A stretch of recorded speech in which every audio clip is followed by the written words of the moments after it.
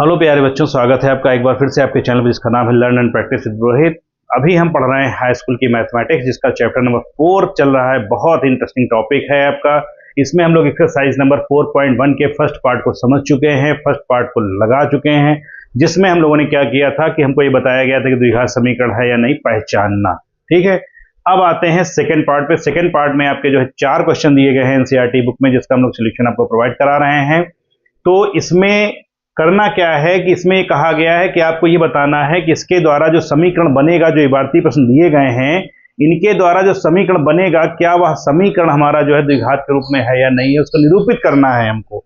ठीक है, निम्नलिखित स्थितियां जो दी गई हैं, इन स्थितियों को क्या करना है, द्विघात समीकरण के रूप में निरूपित करना है। इनको हल नहीं करना है, और अगर आप चाहें तो इनको हल भी कर सकते हैं, मतलब एक्स और वाई की वैल्यू फाइंड कर सकते हैं, जो भी रिक्वायरमेंट की गई इसको फाइंड कर सकते हैं। लेकिन इन सारी सब चीजों से पहले आप ध्यान देंगे, अगर आपने इस चैनल को लाइक नहीं किया है, शेयर नहीं किया है, सब्सक्राइब नहीं किया है, तो प्लीज एक छोटी सी रिक्वेस्ट है, आप इस चैनल पे आते तो हैं, आप इस चैनल पे विजिट भी करते हैं, आप इस क्वेश्चन को देखते हैं, समझते हैं कि कोई पर्सन कितनी मेहनत से पढ़ा रहा है, आपको सारे कॉन्सेप्ट आपके क्लियर करा रहा है, लेकिन फिर भी आप लोग इस चैनल को सब्सक्राइब नहीं करते हैं। तो एक छोटी सी रिक्वेस्ट है कि आप चैनल को लाइक करें, शेयर करें और अपने दोस्तों में सब्सक्राइब करें, जिनके उनको घर बैठे एजुकेशन प्राप्त हो सके। तो आइए स्टार्ट करते हैं क्वेश्चन नंबर सेकेंड के फर्स्ट पार्ट को। ठीक है, इसमें कहा यह गया है कि एक आयताकार भूखंड है, और उस आयताकार भूखंड का जो क्षेत्रफल है वो कितना दिया गया, 528 मीटर स्क्वायर है, और क्षेत्र की जो लंबाई है वो चौड़ाई के 2 गुने से क्या है, 1 अधिक है। मतलब लंबाई जो है वह चौड़ाई के 2 गुने से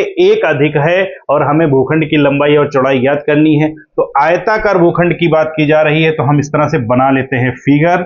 जैसे सपोज करें ये हमारा क्या हो गया, एक आयताकार भूखंड हो गया। आयताकार भूखंड का मतलब ये होता है जिसकी आमने सामने की भुजाएं क्या होती हैं, बराबर होती हैं। ये हमारा क्या हो गया, आयताकार भूखंड, 4 भुजाओं से घिरी हुई आकृति है। तो ये इसको हम मान लेते हैं क्या है, ये हमारी लंबाई, और इसको हम क्या मान लेते हैं, चौड़ाई। ठीक, अब क्वेश्चन ये कह रहा है कि हमारी जो लंबाई है किसकी, आयताकार भूखंड की, ABCD इसका नाम दे दीजिए।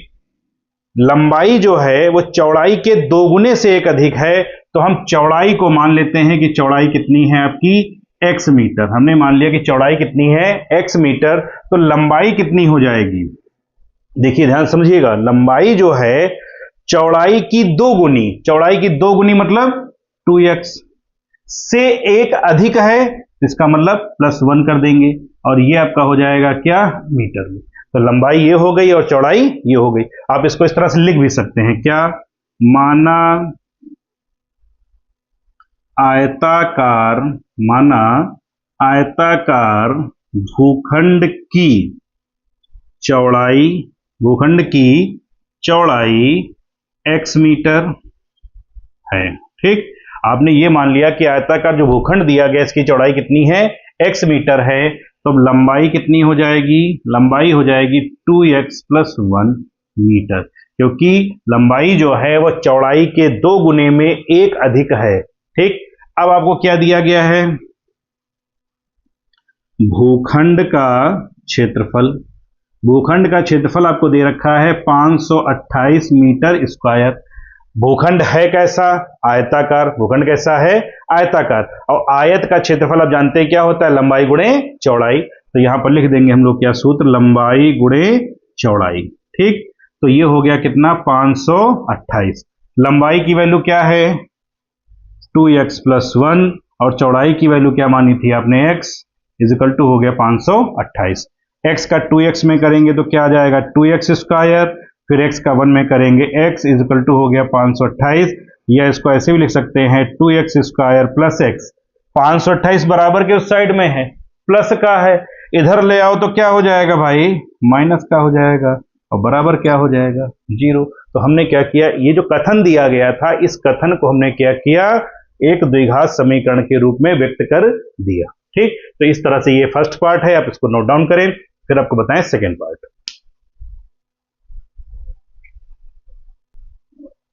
क्वेश्चन नंबर सेकेंड के सेकेंड पार्ट में क्या कहा गया है कि 2 क्रमागत धनात्मक पूर्णांकों का गुणनफल 306 है, और हमें क्या ज्ञात करना है, पूर्णांक।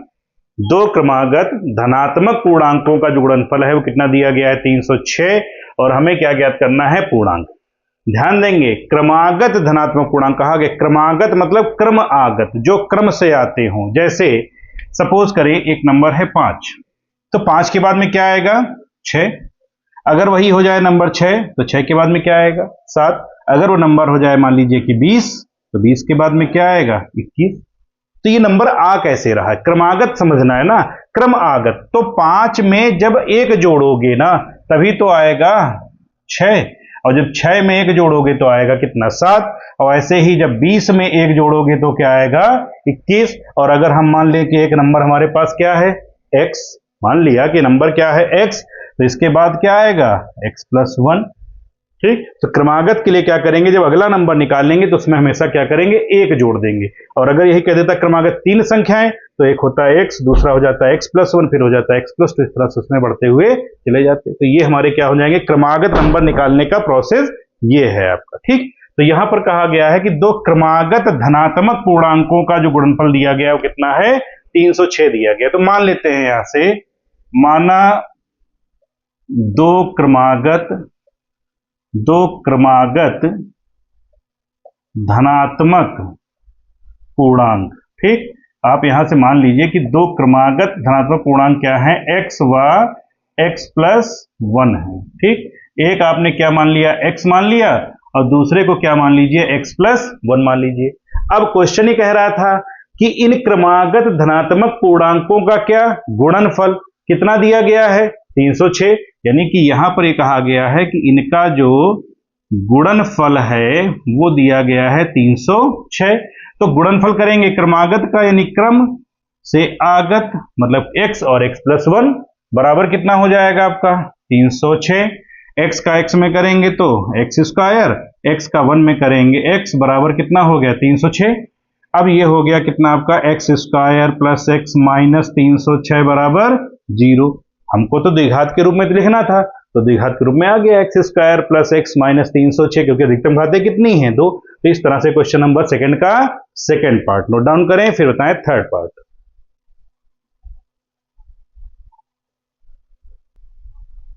क्वेश्चन नंबर सेकंड के थर्ड पार्ट में रखा गया है कि आयु संबंधित प्रश्न है, और आयु संबंधित प्रश्न भी बहुत ज्यादा बोर्ड एग्जाम में पूछे जाते हैं, तो ध्यान से समझने का प्रयास करिएगा इस क्वेश्चन को। ठीक है, प्रयास तो हमारा भी बहुत कुछ है कि आप इस चैनल को लाइक करेंगे, शेयर करेंगे और सब्सक्राइब करेंगे, लेकिन करते कहाँ, आप तो आते हैं चैनल पे विजिट करते हैं, क्वेश्चन समझते हैं और चले जाते हैं। तो प्लीज एक छोटी सी रिक्वेस्ट है कि अगर इस चैनल पे आप नए हैं, वीडियो देख रहे हैं और वीडियो को समझ में आ रहा है तो एक बार इस चैनल को लाइक करें, शेयर करें और सब्सक्राइब करें। आते हैं क्वेश्चन नंबर थर्ड पे। रोहन की माँ उससे 26 वर्ष बड़ी है। कौन? रोहन की माँ किससे बड़ी है? उससे। उससे मतलब रोहन से। तो अगर हमें यह पता हो जाए कि रोहन की आयु क्या है तो उसकी मां जो होगी वो 26 साल उससे बड़ी हो जाएगी। तो यहां मानेंगे हम लोग क्या, माना रोहन की आयु, माना रोहन की आयु x वर्ष है। ठीक, हमने ये मान लिया कि रोहन की आयु क्या है x वर्ष है। अब उसकी मां क्या है, उससे 26 वर्ष बड़ी है, तो यहां लिखेंगे क्या, रोहन की मां की आयु, रोहन की मां की आयु बराबर किसके हो जाएगी, रोहन की आयु से 26 वर्ष बड़ी है, मतलब x प्लस 26 वर्ष हो गया। कोई दिक्कत? रोहन की आयु क्या मान लीजिए x वर्ष मान लीजिए, और रोहन की मां की जो आयु है वो उससे क्या है 26 वर्ष बड़ी है, तो रोहन की आयु हो गई x और उसमें 26 जोड़ देंगे तो 26 वर्ष उससे क्या होगी, बड़ी हो जाएगी। अब क्वेश्चन कह रहा है कि उनकी आयु का गुणनफल, लेकिन कब से, अब से 3 वर्ष पश्चात, मतलब 3 साल बाद।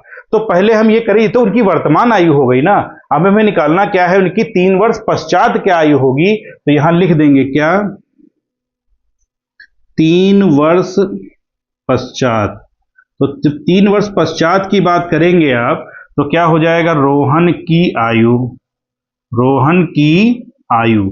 अब देखिए अभी जो रोहन की आयु है वो क्या है, x वर्ष है, और 3 वर्ष पश्चात की बात मतलब क्या हो गई, x प्लस 3 वर्ष हो गई। तो अब एक चीज ये बताइए कि जब रोहन बढ़ेगा तो रोहन की मां की भी तो उम्र बढ़ेगी। ठीक है, तो क्या लिखेंगे अब यहां पर, रोहन की मां की आयु। अब रोहन की जो मां की आयु होगी वो कितनी थी, x प्लस 26 थी, उसमें भी 3 आप जोड़ देंगे। ठीक, तो क्या हो जाएगा, ये x प्लस 26 और 3 29 वर्ष हो गया। ये किसकी आयु निकल के आ गई, रोहन की आयु हो गई और रोहन की मां की आयु हो गई। अब इनका जो गुणनफल है, अब जो गुणनफल दे रखा है, गुणनफल आपको दे रखा है कितना हो जाता है 360, तो ये हो गया 360। अब रोहन की आयु क्या हो गई x प्लस 3 और रोहन की मां की क्या हो गई x प्लस 29 बराबर किसके हो गया 360 के। अब इसको हल करते हैं, इस साइड में देखते हैं। x का जब x में मल्टीप्लाई करेंगे तो क्या आ जाएगा x स्क्वायर, फिर प्लस x का जब 29 में करेंगे तो हो जाएगा 29x, प्लस x का 3 में किया तो हो गया कितना 3x, प्लस 3 का करेंगे 29 में तो कितना आ जाएगा 3 9 जा 27, 2 रिमेनिंग 3 2 जा 6 एंड 6 और 2 8 हो जाएगा। माइनस 360 आप इसको इधर ले आइए। ठीक, तो इस तरह से हो जाएगा। अब ये हो गया क्या एक्स स्क्वायर प्लस 29 और 3 हो गया कितना 32x। ठीक, माइनस अब ये लिखा है 360 और माइनस का क्या है 360 और प्लस का कितना है 87, तो 360 में सिर्फ 87 को माइनस कर दीजिए तो आ जाएगा माइनस का कितना 273 बराबर 0। यानी इक्वेशन हमारी क्या आ गई x square plus 32x minus 273 बराबर 0। अधिकतम घाते 2, तो द्विघात समीकरण के रूप में हमने इसको क्या किया व्यक्त कर दिया, यही हमको करना था। तो ये क्वेश्चन नंबर है हमारा 3rd। मिलते हैं क्वेश्चन नंबर 4 में। क्वेश्चन नंबर 4 है आपका रेलगाड़ी से संबंधित है, चाल दूरी समय से संबंधित क्वेश्चन है, बहुत इंपॉर्टेंट क्वेश्चन है, बोर्ड एग्जाम में कई बार पूछे भी गए हैं इस तरह से क्वेश्चंस। तो आते हैं क्वेश्चन पे, कह रहा है कि एक रेलगाड़ी जो है 480 किलोमीटर की दूरी समान चाल से तय करती है। यदि इसकी चाल क्या कर दी जाए 8 किलोमीटर पर घंटा कम होती तो इसको जो समय लगता है वो 3 घंटा ज्यादा लगता। अब भाई साधारण सी बात है कि अगर किसी की चाल कम कर दोगे तो उसको समय क्या लगेगा, ज्यादा ही तो लगेगा। तो उसने पूछा ये है कि रेलगाड़ी की चाल हमको ज्ञात करनी है, इसके लिए आपको समीकरण बनाना है। तो हम यहां से मान लेते हैं, क्या लिखेंगे यहां से, क्या माना रेलगाड़ी की चाल, माना रेलगाड़ी की चाल बराबर x किलोमीटर पर आवर। हमने मान लिया कि रेलगाड़ी की जो चाल दी गई है वो क्या दी गई है आपको x किलोमीटर पर आवर दी गई है। अब यहां से पहले निकाल लेते हैं इसका समय। ठीक, तो समय बराबर क्या लगाएंगे आप, समय बराबर भाई चाल बराबर क्या होता है दूरी बटे समय, उसी सूत्र का प्रयोग करेंगे। तो समय बराबर हमारा क्या आ जाएगा दूरी बटे चाल। समय बराबर हमारा क्या सूत्र हो जाएगा दूरी बटे क्या हो जाएगा आपका चाल। तो दूरी कितनी तय करनी है उसको 480 किलोमीटर की, और चाल क्या दी गई है मानी है आपने x, तो ये हो गया समय, समय का मात्रा क्या हो गया आवर। ठीक, तो इस तरह से समय निकाल लिया। अब कह रहा है कि यदि इसकी चाल क्या कर दी जाए 8 किलोमीटर पर आवर कम कर दी जाए, मतलब यहां लिखेंगे चाल में 8 किलोमीटर पर आवर की कमी करने पर। ठीक, अब इसकी चाल कितनी हो जाएगी भाई, पहले जो चाल थी उसकी वो चाल कितनी थी x थी, आपने कमी की, कमी का मतलब माइनस कर देंगे, और अगर अधिक के लिए कहेगा तो हम क्या कर देंगे प्लस कर देंगे। ठीक, तो ये हो गई क्या 8 किलोमीटर की कमी हो गई, चाल हो गई। दूरी उसको उतनी ही तय करनी है, दूरी में कोई कमी नहीं की गई है। तो अब यहां से निकाल लेते हैं क्या समय, समय बराबर सूत्र अभी लगा ही चुके हैं, अब क्या होता है दूरी बटे चाल। तो दूरी कितनी है 480 ही है, और चाल कितनी हो गई आपकी ये x माइनस 8 आवर हो गया। ठीक, अब देखिए कह रहा है कि उसको 3 घंटे अधिक समय लगता। अधिक समय लगने का मतलब क्या है कि जब उसकी चाल को कम कर दिया जाएगा, उसकी चाल जब कम हो जाएगी तो उसको समय क्या लगेगा ज्यादा लगेगा। किससे ज्यादा लगेगा, जो पहले समय लग रहा था। ठीक, तो यहां से लिखेंगे, लिख दीजिएगा क्या प्रश्नानुसार। प्रश्नानुसार में क्या हो जाएगा कि ये जो समय लगा है 480 बटे x माइनस 8 ये बराबर है किसके 480 बटे x के, लेकिन ये कितने पे बराबर हुआ जाकर के 3 घंटे अधिक पे बराबर हुआ, मतलब ये वैल्यू इस वैल्यू के बराबर है, लेकिन बराबर तो तब है जब इसमें 3 जोड़ेंगे, अब ये इसके बराबर है। ठीक है, तो अब इसको सॉल्व करेंगे तो ये हो जाएगा 480 बटे x माइनस 8, इसको इधर लेके आएंगे तो ये हो जाएगा 480 बटे x बराबर किसके 3 के। ऊपर से कॉमन क्या मिलेगा आपको 480 आप कॉमन ले लीजिए, तो ये आपका हो जाएगा क्या यहां से 1 अपान x माइनस 8, फिर माइनस है और 1 अपान क्या हो जाएगा x इज इक्वल टू हो जाएगा 3। ठीक है, अब चाहे तो 480 को इधर ले जा सकते हैं, तो ये हो जाएगा, इसकी मल्टीप्लाई कर लीजिए पहले एलसीएम लेकर के। x का जब 1 में करेंगे तो x हो जाएगा, फिर माइनस x का करेंगे तो x माइनस 8 हो जाएगा, और अपान में हो गया x और x माइनस 8 हो जाएगा, इज इक्वल टू 3 बटे कितना हो गया 480। कोई समस्या? फिर से समझ लेते हैं। x का 1 में किया तो x माइनस 8 का 1 में किया तो x माइनस 8, ब्रैकेट के बाहर माइनस, नीचे के नीचे मल्टीप्लाई, और 480 हमारा इस साइड में आ गया। अब ये हो गया हमारा x माइनस का x हो जाएगा, माइनस माइनस प्लस का 8 हो जाएगा, x का x में करेंगे तो x square minus 8x is equal to 3 का नम 3, 3 3 छक 18 0, यानी कितना हो गया आपका ये 1 बटे 160 आ जाएगा। 16 3 48 भी होता है, वैसे भी काट सकते हैं। अब ये x कैंसिल आउट हो गया, इसकी मल्टीप्लाई इधर, यानी ये इक्वेशन हो गई क्या 8 upon x square minus 8x is equal to 1 upon 160। Multiply कर लेंगे तो 8 into 160 is equal to x square minus 8x हो जाएगा। ठीक, मल्टीप्लाई करेंगे तो ये हो गया 0। ठीक है, मल्टीप्लाई कर लीजिए तो हो गया 6 8 कितना 48, बचा कितना 2, 6 8 8 2 10, कितना हो जाएगा 6 48, 8 4 बचेगा ना, 8 8 4 12। ठीक, तो 1280 बराबर क्या हो गया एक्स स्क्वायर माइनस 8x। इसको शिफ्ट कर देंगे तो क्या हो जाएगा x square minus 8x minus का 1280 बराबर 0।